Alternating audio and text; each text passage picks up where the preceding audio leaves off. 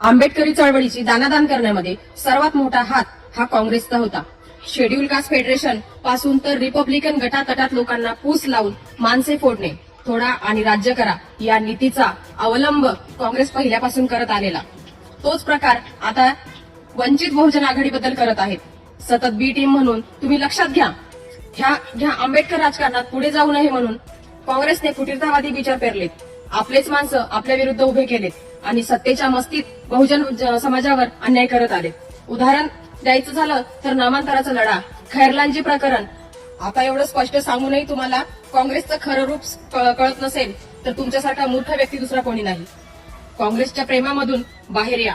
बाळासाहेब आंबेडकर यांच्या रूपाने आज स्वतंत्र आंबेडकर राजकारण उभा राहू पाहत आहे. काँग्रेसच्या फसव्या प्रेमाला बळी पडू नका.